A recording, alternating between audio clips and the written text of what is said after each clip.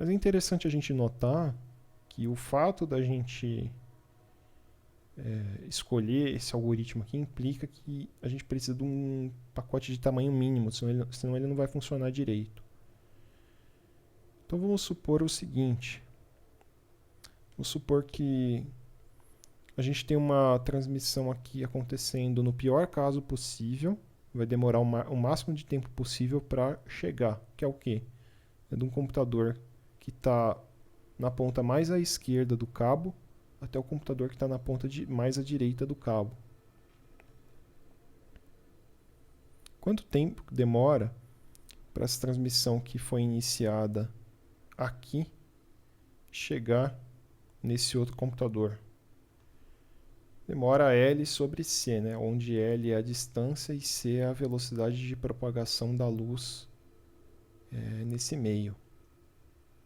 Vamos supor que esse tempo está quase chegando, que se passou L sobre C menos um instante de tempo infinitesimal. Aí. Então a gente está praticamente chegando, por um tris a gente não chegou ainda. E vamos supor que nesse instante, antes da gente terminar de chegar no D, o D resolveu começar a transmitir. Porque ele estava escutando aqui, não percebeu transmissão nenhuma na linha, porque o sinal ainda não tinha chegado nele, então ele decidiu começar a transmitir. O que vai acontecer? Nesse tempo em que o sinal do A terminou de chegar no D, o D já começou a transmitir um pouquinho. Então se passou epsilon aqui desse lado também. Um tempo epsilon, né? E daí o tempo que essa transmissão que o D fez, por mais que o D pare de transmitir imediatamente, esse pequeno trecho de transmissão dele aqui vai se propagar por esse cabo e vai acabar interferindo com a transmissão que o A já tinha começado a fazer.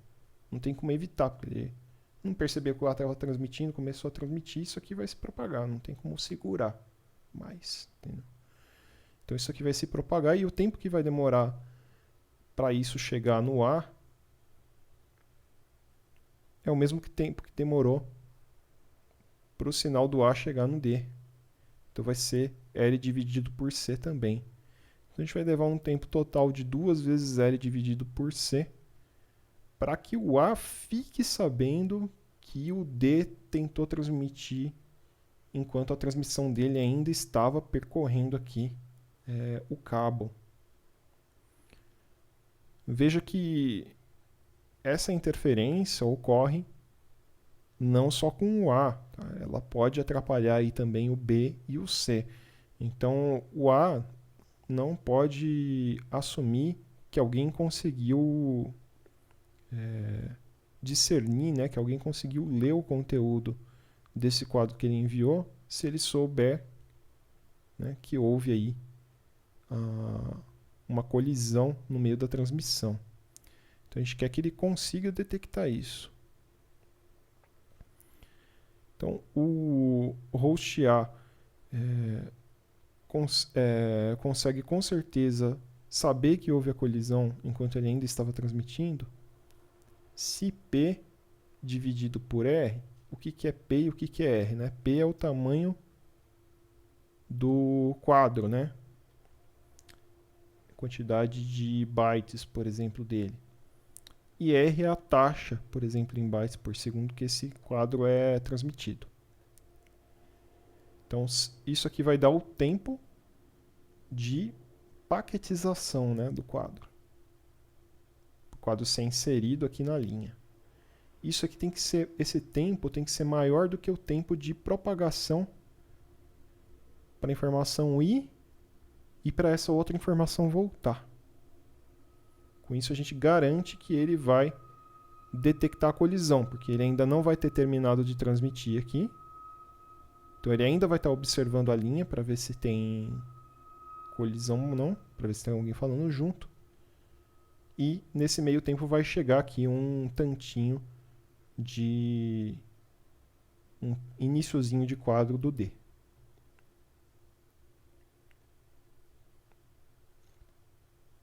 Então aqui ele só fez 1 naquela mesma fórmula.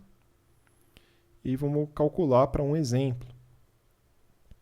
Se a gente assumir aqui uma taxa de 10 megabits por segundo, que é a taxa da primeira tecnologia de Ethernet que foi lançada no mercado, assumir uma distância aqui de 10.000 metros e uma velocidade de propagação de 2 vezes 10 a oitava metros por segundo, e a gente substituir, a gente vai ver que o tamanho mínimo de um quadro tem que ser de 1000 bits. Então não adianta a gente mandar um quadro muito pequeno com aquele campo de dados totalmente vazio, por exemplo, que ele não vai chegar nesse tamanho mínimo. Então é por isso que existe aquele campo de preenchimento.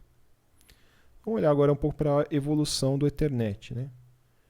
Então, no começo dos anos 80, a internet tinha 10 megabits por segundo, era um meio compartilhado, literalmente um cabo coaxial grosso que ficava jogado no chão do prédio, né, e no qual cada computador era conectado. Aí mais para o final da década de 80, surgiu o padrão Ethernet 10 base T, que usava par trançado de cabos de telefone já instalados nos prédios. Então, não sei quantos de vocês tiveram contato com cabo de telefone, mas o cabo de telefone são 2 fiozinhos relativamente finos que são trançados, um enrolado no outro. Tá? E isso daí liga no telefone. Estou falando de telefone analógico, né? Como já tinha esse tipo de instalação elétrica pronta nos prédios, o pessoal resolveu fazer um padrão que permitia usar isso para Ethernet. E usava uma topologia em estrela. O que significa a topologia em estrela? Significa que as diversas máquinas eram levadas até um ponto central. Por quê? Porque essa era a topologia que já era usada pelas centrais telefônicas. Então, os prédios a gente tinha vários aparelhos de telefone. Isso aí era levado até um PABX ou uma central de ramais, né? E todos os cabos chegavam nessa central e eram conectados nela. Aí o pessoal simplesmente tirou a central telefônica e trocou por um equipamento de rede. E esse equipamento de rede era o Hub Ethernet, que conectava os hosts juntos em um único grande domínio de colisão. Então aqui a gente ainda, apesar de serem pares de fios diferentes para cada computador, a gente ainda considerava como um meio compartilhado o fio, porque esse equipamento Hub, ele simplesmente replicava os sinais que ele recebia de maneira analógica, então ele não tentava interpretar esses sinais para tentar discernir quem está falando com quem. Então, ele simplesmente juntava tudo que chegava em cada par de fios com tudo que chegava de todos os outros e replicava nas outras saídas, de maneira analógica. Qual que era a vantagem, então, de utilizar o Hub com relação a usar um cabo coaxial? Além da vantagem de reaproveitar a fiação que existia nos prédios por conta de fiação telefônica, existia a vantagem também da gente ter uma certa proteção elétrica, porque o Hub era um equipamento que tinha transformadores dentro dele. Não era tudo ligado diretamente no mesmo potencial elétrico. Então, ao contrário do cabo coaxial que você consegue pegar o condutor central dele, a malha, e levar, por exemplo, para uma tomada de 220 volts e queimar imediatamente tudo, com o Hub isso é um pouquinho mais complicado. Não vou dizer que é impossível, porque, claro, você pode fazer com que ele induza uma grande corrente lá dentro, mas espera-se também que tenha diodos de proteção, etc. Acaba ficando um pouquinho mais difícil você conseguir queimar uma rede inteira, né? Um pouco mais fácil você inserir circuitos de proteção. Um pouco mais difícil você prejudicar a rede, seja de maneira acidental ou proposital. Aí no começo da década de 90, foram inventados os switches Ethernet. Os switches já eram equipamentos digitais, inteligentes, E o que eles fazem é basicamente isso que a gente viu no roteamento generalizado. Então eles já recebem os pacotes, olham para o cabeçalho, sabem para onde que esses quadros, né, tem que ir, e tem as filas, né? Então a gente não replica um quadro em todas as portas de saída, como acontece no hub. A gente manda só para a porta de saída na qual ele precisa ser transmitido mesmo. Claro, desde que a gente saiba qual que é essa saída, senão a gente acaba mandando para todas, né? Caso a gente ainda não tenha observado onde que está aquele destino. Mas, de qualquer forma, no switch a gente já não tem mais o problema da colisão. Tá? Então a gente tem cabo dedicado entre o switch e o host, carregando pacotes em ambas as direções simultaneamente. Então isso é importante. Agora os cabos de Ethernet eles passaram a ter vários pares trançados dentro deles. E o padrão Ethernet agora passou a ser full duplex. Então a gente consegue ter a comunicação do switch para o computador, independente da comunicação do computador para o switch. Vejam que antes era misturado, que era um par trançado só. Com essa separação a gente garante que não tem mais colisão, porque o switch vai transmitir um quadro de cada vez do que está saindo dele, porque tem uma fila. E como essa transmissão é independente da transmissão do computador para o switch, não tem como colidir. São caminhos separados. E desde então o padrão Ethernet vem evoluindo. Aí surgiu o Ethernet de 10 megabits por segundo, depois de 1 gigabit. A maioria de vocês já deve ter no computador de vocês uma interface Ethernet de 1 gigabit. Mas já existe interface de 10 gigabit, então se a gente olhar as máquinas do data center da UFSCar, eles já estão com esse padrão. E em grandes data centers e em pontos do núcleo da internet a gente tem tecnologias ainda mais rápidas, como 100 gigabits, 400 gigabits e assim por diante. Então, novamente, onde que a gente usa switches Ethernet? Né? A gente usa perto dos hosts em redes de instituições, geralmente, entre um roteador e os hosts. A gente usa switches em pontos de interconexão, no qual os vários sistemas autônomos se encontram para poder fazer acordos aí de troca de tráfego, seja acordos de peering ou acordos de trânsito.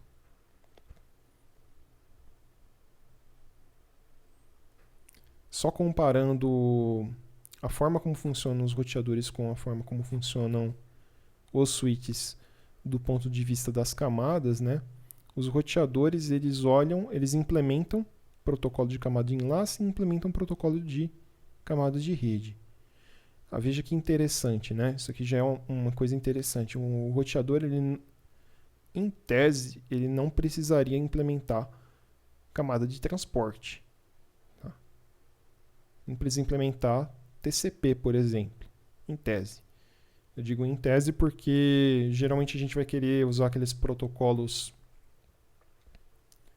auxiliares, sejam os protocolos distribuídos para a gente poder aprender as tabelas de encaminhamento ou algum protocolo para que elas sejam configuradas externamente. De alguma forma a gente vai querer configurar esse roteador por meio da própria rede. Então isso acaba tornando necessária a implementação de uma camada de transporte para a gente implementar o que a gente chama de plano de controle do roteador, que é a parte que configura as tabelas de encaminhamento. Mas se a gente olhar para o que a gente chama de plano de dados, que é a parte que processa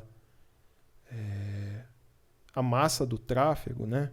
99,9999% do que passa pelo roteador vai passar só pelo plano de dados, que que faz aquela questão de olhar para o cabeçalho, consultar a tabela e ver para qual saída vai encaminhar. A gente chama isso de plano de dados. Então, se a gente olhar só para o plano de dados, ele precisa implementar só até a camada de rede. Já o switch Ethernet, ele implementa só até a camada de enlace. Ele não precisa ter uma implementação do protocolo IP.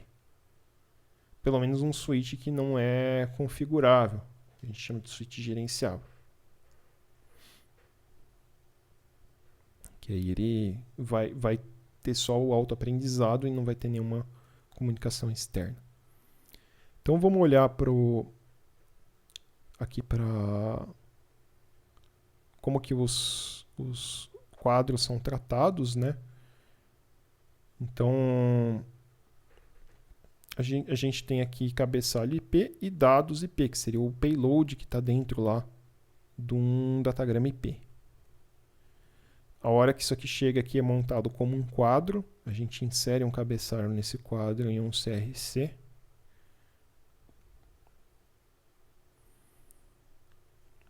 Aqui vai ter um endereço de destino do roteador 2. Vejam que os switches não têm endereço. Eles são... pelo menos esses switches que são switches não configuráveis, não gerenciáveis, eles não têm por que ter um endereço, porque eles são equipamentos transparentes, a gente não configura eles, né? Eles se autoconfiguram. Então, o endereço que vai ter aqui vai ser o endereço da interface de rede aqui do roteador 2. Esse switch aqui vai olhar para esse endereço, sabe que para chegar um pouco mais próximo dele, ele tem que mandar por essa saída. E vai acabar parando no switch B. Aí esse switch vai olhar para esse endereço, vai ver que para chegar um pouco mais perto do destino, ele tem que mandar para essa saída aqui. Isso acaba chegando no roteador 2. Chegando no roteador 2, a camada de enlace vai verificar que o endereço de destino aqui é o endereço dele próprio. Então isso vai repassar para a camada superior, removendo o cabeçalho e checando, né, o CRC, é claro, para ver se está correto.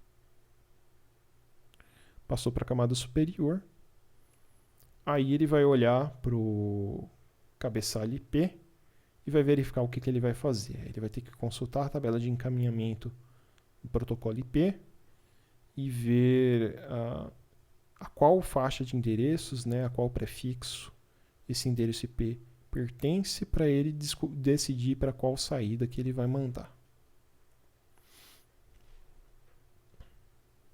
Por que um ponto de troca de tráfego usa switches Ethernet?